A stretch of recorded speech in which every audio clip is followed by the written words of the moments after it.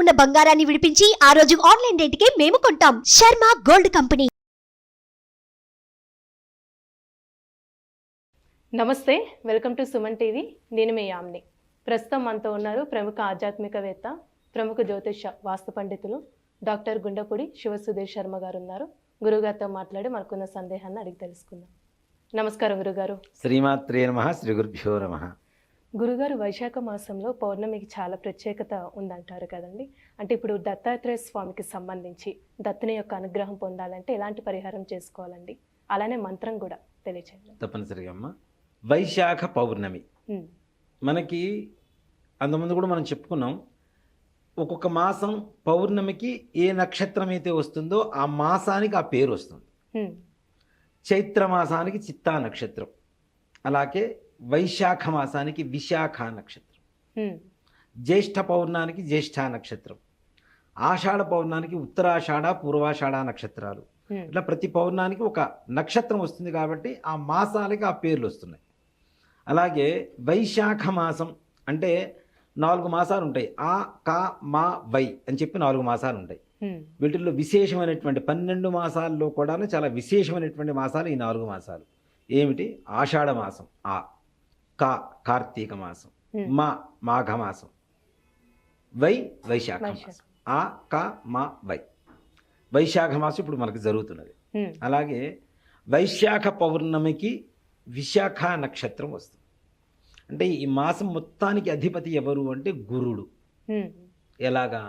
విశాఖ నక్షత్రాధిపతి బృహస్పతి గురుడు కాబట్టి ఈ పౌర్ణమికి విశాఖ నక్షత్రం వస్తుంది కాబట్టి ఈ మాసం మొత్తానికి అధిపతిగా ఎవరు ఉంటారంటే గురుడు ఉంటాడు. అనుకోకుండా ఈసారి వైశాఖ పౌర్ణమి 23వ తారీఖు మే నెలలో గురువారం రోజునే కలిసి వచ్చింది. అంటే గురువారం కూడా చాలా ప్రత్యేకమైనటువంటి రోజు. ఇక్కడ విశాఖ నక్షత్రాధిపతి వైశాఖ మాసం గురువు, అందులో గురువారం రావటం, అందులో పౌర్ణమి రోజున కలిసి రావటం.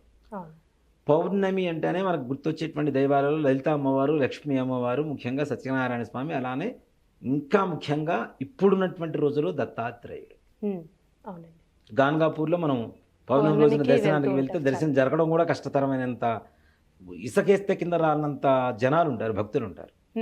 అంత ప్రీతికరమైనటువంటి రోజు పౌర్ణమి దత్తాత్రేయుడికి. అలాంటిది గురువారం కలిసి రావటం, అందులో విశాఖ నక్షత్రాధిపతి గురుడు కలిసి రావటం, ఇంకా నిజంగా ఒక మాట చెప్పాలంటే ఎన్నో సంవత్సరాలకు కానీ ఇలాంటి రోజు కలిసి వచ్చేటువంటి అదృష్టం అది మన తరంలో మనకి బుద్ధెరిగి మనకి తెలిసి దాని విశిష్టత గురించి తెలుసుకొని దానికి ఉండేటువంటి వ్రతాన్ని ఆచరిస్తూ మంత్రాన్ని జపిస్తూ దాని ఫలితాన్ని పొందడం అనేది పూర్వజన్మ సుకృతంగా చెప్పవచ్చు కదా.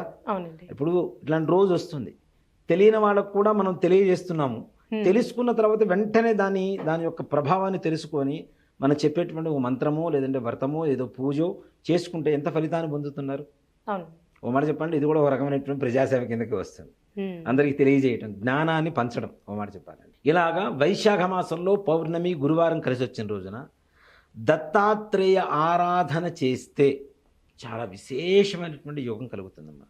అది కూడాను దత్తాత్రేయుడు మహత్యం ఎలా ఉంటుంది అంటే మన పక్కన మనతోనే ఉంటాడు. మనం గ్రహించడం ఒక్కడే ఆలస్యం. ఈయన దత్తాత్రేయుడు, ఈయన దత్తుడు అని చెప్పి మనం తెలుసుకోవడమే ఆలస్యం. అది తెలుసుకోకపోవడం మనం మూఢత్వం. ఓ మాట చెప్పాలండి, నిజంగా దత్తాత్రేయుడు ఎలా ఉంటాడు మనతో?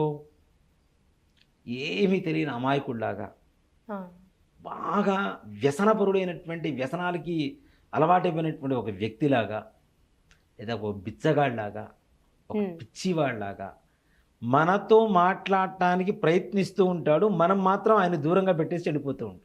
ఏదో ఒక రూపంలో తప్పనిసరిగా దత్తాత్రేయుడు మాయే అది. అంత దగ్గరగా వస్తాడు ఆయన మనకి. ఆయన్ని ఆరాధిస్తే, దత్తుడిని ఆరాధించడం మొదలు పెడితే ఆయన పేరు చెప్తే ప్రతి రోమం నిక్కబడుచుకోవాల్సిందే. అంత తొందరగా ఎడిక్ట్ అయిపోతాం ఆయనకి కదా. అలానే ఆయన కూడా మనకి ఎడిక్ట్ అయిపోతుంటాడు. మనతో వస్తున్నాడు అంటే ఆయన మనకి ఎడిక్ట్ అయితేనే కదా, లేకపోతే రాడు కదా. అంటే అంత వ్యసనపరుడుతున్నాడు. ఇక్కడ వ్యసనం అనేది ఏంటి? భక్తి. ఆయన మీద భక్తి అనేటువంటి వ్యసనంతో ఆయనకి దగ్గర అవుతున్నాం. ఆయనకి మన మీద ప్రేమతో మనకు దగ్గర అవుతున్నాడు. ఆ ప్రేమ అనేటువంటి వ్యసనంతో మనకు దగ్గర అవుతున్నాడు.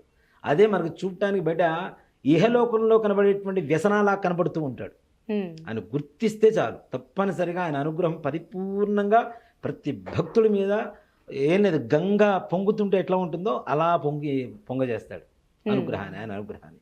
అంత గొప్ప శక్తి గల దైవం దత్తాత్రేయుడు. 4 వేదాలని 4 సునకాలుగా మార్చుకొని ఆయన చుట్టూ తిప్పుకుంటూ ఉండేటువంటి ఒక దివ్యశక్తి ఎక్కడైనా ఉందా? లేదండి. అలానే ఇప్పుడు మనం చాలా వరకు పరిహారాలు చెప్తూ ఉంటాం, మీరు ఆ పని చేయండి బాగుంటుంది, ఈ పని చేయండి బాగుంటుంది అని చెప్తూ ఉంటాం కదా. ఈ పరిహారాలన్నీ కూడా ఎవరు కనిపెట్టారు? ఇది ఇంతవరకు ఎవరు చెప్పలేదమ్మా, చెప్తున్నాను. దత్తాత్రేయ మంత్ర యంత్ర తంత్ర రహస్యాలు అని చెప్పి కొన్ని పుస్తకాలు ఉంటాయి.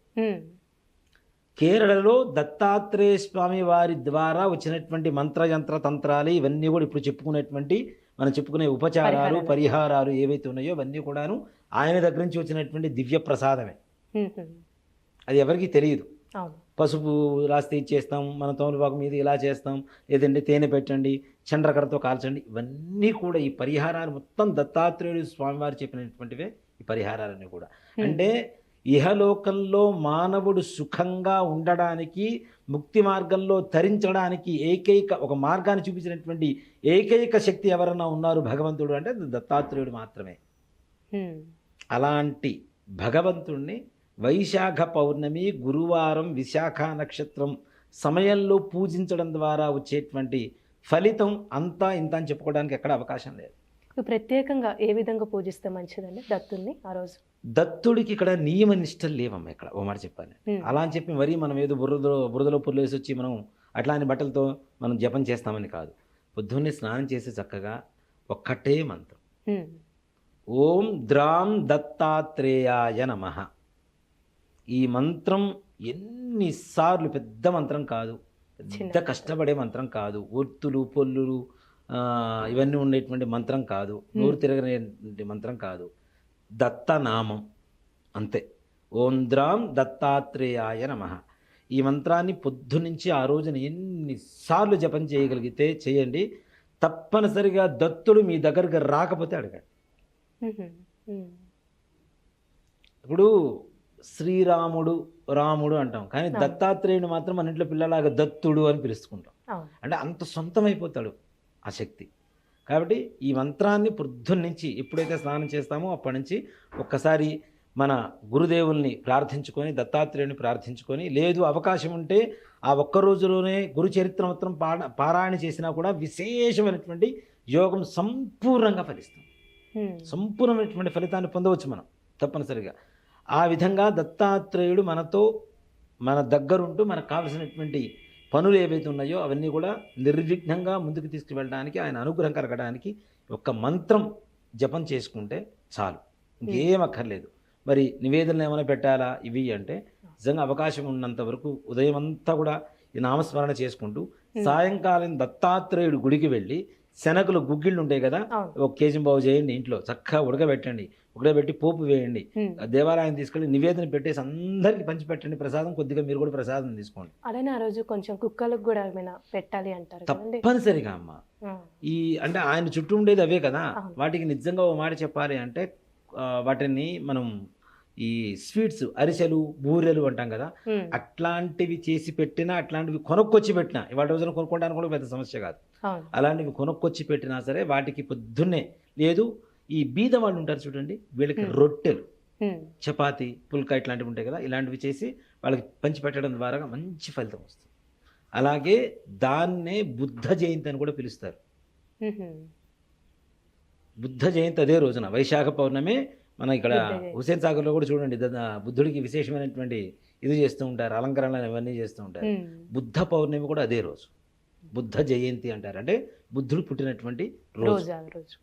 కాబట్టి అంటే మన బుద్ధి వికాసానికి, అలాగే మన భవిష్యత్తు బాగుండడానికి విశేషమైనటువంటి రోజుగా ఈ జూన్ 23వ తారీఖు వైశాఖ శుద్ధ పౌర్ణమి గురువారం చెప్పబడుతుంది. కాబట్టి ఈ మంత్రాన్ని తప్పనిసరిగా ప్రతి ఒక్కళ్ళు కూడా నామస్మరణ చేయండి. దత్తాత్రేయుడు పరిపూర్ణమైనటువంటి అనుగ్రహానికి పాత్రులై స్వామివారి నిజరూప సందర్శన సౌభాగ్యాన్ని పొంది తరించండి. చాలా చక్కగా తెలియజేశారండి, ధన్యవాదాలు. శ్రీమాత్రే నమః, శ్రీ గురుభ్యో నమః. సుమన్ టీవీలో మీ పర్సనల్ అండ్ బిజినెస్ ప్రమోషన్స్ కోసం కింది నెంబర్కి కాంటాక్ట్ చేయండి.